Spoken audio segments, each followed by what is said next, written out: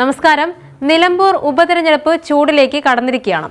സാധാരണ തിരഞ്ഞെടുപ്പുകളെ അപേക്ഷിച്ച് ഇത്തവണ നിലമ്പൂരിലെ രാഷ്ട്രീയ ചിത്രത്തിന് ഒരു പ്രത്യേകതയുണ്ട്. LDF പിന്തുണയോടെ കഴിഞ്ഞ തവണ വിജയിച്ച PV അൻവർ ഇത്തവണ സ്വതന്ത്രനായി മത്സര രംഗത്തുണ്ട്. അദ്ദേഹത്തിന്റെ സ്ഥാനാർത്ഥിത്വവും അതിനോടനുബന്ധിച്ചുയർന്ന വിവാദങ്ങളും കേരള രാഷ്ട്രീയത്തിൽ വലിയ ചർച്ചയായിരിക്കുകയാണ്. അദ്ദേഹത്തിന്റെ പ്രകടന പത്രിക സാങ്കേതികപരമായ കാരണങ്ങളാൽ തള്ളിയത് വലിയ വാർത്തയായിരുന്നു. എന്നാൽ ഇത് പിണറായിയുടെയും VD സതീശന്റെയും കളിയാണെന്നും അൻവർ ആരോപിക്കുന്നുണ്ട്. എന്താണ് നിലമ്പൂരിൽ സംഭവിക്കുന്നത്? PV അൻവർ സ്വതന്ത്രനായി മത്സരിച്ചാൽ അദ്ദേഹത്തിന് ലഭിക്കുന്ന നേട്ടങ്ങളും എന്തൊക്കെയാണെന്നും നമുക്ക് വിശദമായി പരിശോധിക്കാം.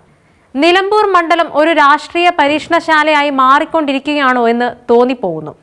കാരണം LDF പിന്തുണയോടെ 2 തവണ വിജയിച്ച PV അൻവർ ഇത്തവണ മുന്നണികളോട് കലഹിച്ച് സ്വന്തം നിലയ്ക്ക് ജനവിധി തേടുകയാണ്. അദ്ദേഹത്തിന്റെ പ്രകടന പത്രിക ഇന്നലെ സമർപ്പിച്ചപ്പോൾ നടന്ന പ്രാഥമിക പരിശോധനയിൽ സാങ്കേതികപരമായ കാരണങ്ങളാലാണ് ഉദ്യോഗസ്ഥർ തള്ളിയത്.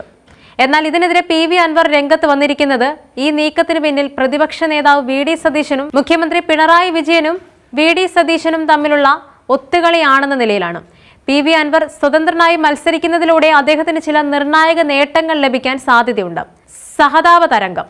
മുന്നണി രാഷ്ട്രീയം തനിക്കെതിരെ പ്രവർത്തിക്കുന്നുവെന്ന അൻവറിന്റെ വാദം ഒരു വിഭാഗം വോട്ടർമാരിൽ സഹതാപം ഉണർത്താൻ സാധ്യതയുണ്ട്. മുന്നണിയിൽ നിന്നും പുറത്താക്കപ്പെട്ട വ്യക്തി എന്ന നിലയിൽ അദ്ദേഹത്തിന് ഒരു ജനകീയ പ്രതിച്ഛായ ലഭിക്കാം. സ്വതന്ത്ര പ്രതിച്ഛായ.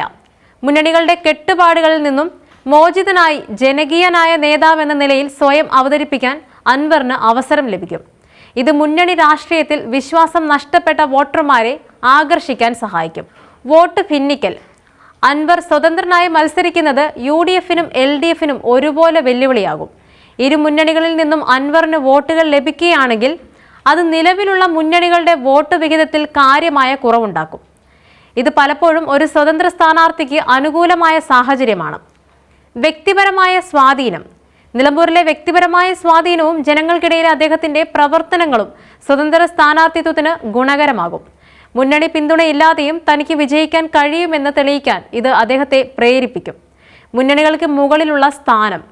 താൻ മുന്നണികൾക്ക് അതീതനാണെന്നും ജനപിന്തുണ തനിക്കൊപ്പമാണെന്നും സ്ഥാപിക്കാൻ അൻവറിന് ഈ തിരഞ്ഞെടുപ്പ് ഉപയോഗിക്കാം. ഇത് ഭാവിയിൽ മുന്നണികളുമായുള്ള വിലപേശൽ ശക്തി വർദ്ധിപ്പിക്കാനും സഹായിക്കും.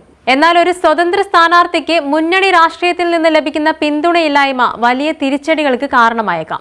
സംഘടനാപരമായ ശക്തിയില്ലായ്മ. ഒരു രാഷ്ട്രീയ പാർട്ടിയുടെ സംഘടനാ സംവിധാനം, പ്രാദേശിക കമ്മിറ്റികൾ, പ്രവർത്തകർ എന്നിവയുടെ അഭാവം തിരഞ്ഞെടുപ്പ് പ്രചാരണത്തിൽ വലിയ വെല്ലുവിളിയാകും. വോട്ടർമാരിലേക്ക് എത്താനും ചിഹ്നം പരിചയപ്പെടുത്താനും ഇത് തടസ്സമാകും. മുന്നണി വോട്ടുകളുടെ നഷ്ടം. LDFന്റെയും UDFന്റെയും പരമ്പരാഗത വോട്ടുകൾ അൻവറിന് ലഭിക്കാൻ സാധ്യത കുറവാണ്. മുന്നണിക്ക് പുറത്തുപോയ ഒരു വ്യക്തിയെ സ്വീകരിക്കാൻ ഈ വോട്ടർമാർ മടിച്ചേക്കാം. സാമ്പത്തികമായ വെല്ലുവിളി. ഒരു വലിയ പാർട്ടിയുടെ പിന്തുണയില്ലാതെ തിരഞ്ഞെടുപ്പ് ചെലവുകൾ കണ്ടെത്തുന്നത് സാമ്പത്തികമായി വലിയ ഭാരമാകും. വിശ്വാസ്യതയുടെ പ്രശ്നം. മുന്നണികളോട് ഒരേ സമയം കലഹിക്കുകയും പിന്നീട് സഹായം തേടുകയും ചെയ്യുന്ന നിലപാട് ചില വോട്ടർമാരിൽ വിശ്വാസ്യത നഷ്ടപ്പെടുത്താൻ സാധ്യതയുണ്ട്. ഇതൊരു രാഷ്ട്രീയ തന്ത്രമായി വ്യാഖ്യാനിക്കപ്പെടുകയാണെങ്കിൽ വോട്ടർമാർ അകന്നുപോയേക്കാം. ദേശീയ ശ്രദ്ധയുടെ അഭാവം. ഒരു പ്രാദേശിക നേതാവ് എന്ന നിലയിൽ ദേശീയ മാധ്യമങ്ങളുടെ ശ്രദ്ധയോ പ്രധാന നേതാക്കളുടെ പ്രചാരണമോ ലഭിക്കാൻ സാധ്യത കുറവാണ്. ഇത് പ്രചാരണത്തിന്റെ വ്യാപ്തിയെ ബാധിക്കും. ഭാവിയിലെ രാഷ്ട്രീയ സാധ്യതകൾ. ഒരു തിരഞ്ഞെടുപ്പിലെ പ്രകടനം അദ്ദേഹത്തിന്റെ ഭാവിയിലെ രാഷ്ട്രീയ സാധ്യതകളെ നേരിട്ട് ബാധിക്കും. മുന്നണിയിൽ നിന്നും പുറത്തുപോയ ഒരാൾക്ക് വീണ്ടും മുന്നണിയിലേക്ക് മടങ്ങി വരുന്നത് എളുപ്പമാകില്ല.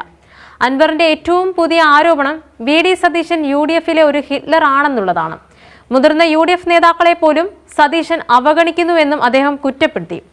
പ്രത്യേകിച്ചും PK കുഞ്ഞാലിക്കുട്ടി അടക്കമുള്ള നേതാക്കളെ സതീശൻ പരിഗണിക്കുന്നില്ല എന്നും അൻവർ വാദിക്കുന്നുണ്ട്. ഇത് UDFന് പ്രത്യേകിച്ചും മുസ്ലിം ലീഗിന് നിലമ്പൂരിൽ തിരിച്ചടിയാകുമെന്നും അത് തനിക്ക് അനുകൂലമാകുമെന്നുമാണ് അൻവറിന്റെ കണക്കുകൂട്ടൽ. എന്നാൽ പ്രകടന പത്രിക തള്ളിയത് താൻ സമർപ്പിച്ചപ്പോൾ ഉദ്യോഗസ്ഥർ നടത്തിയ പ്രാഥമിക പരിശോധനയിലാണ്.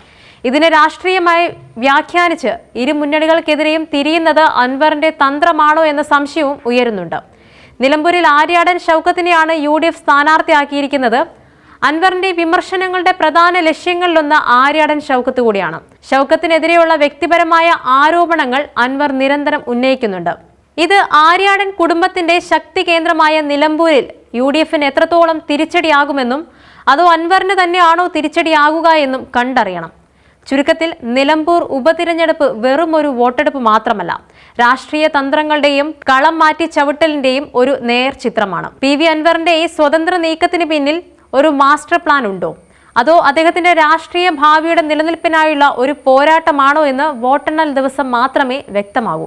നിലമ്പൂരിലെ ഓരോ നീക്കവും കേരള രാഷ്ട്രീയത്തിന് ഒരു പാഠപുസ്തകമായി മാറിക്കൊണ്ടിരിക്കുകയാണ്. ഇനിയും നിലമ്പൂരിന്റെ കൂടുതൽ വാർത്താ വിശേഷങ്ങളുമായി വരും ദിവസങ്ങളിൽ കാണാം.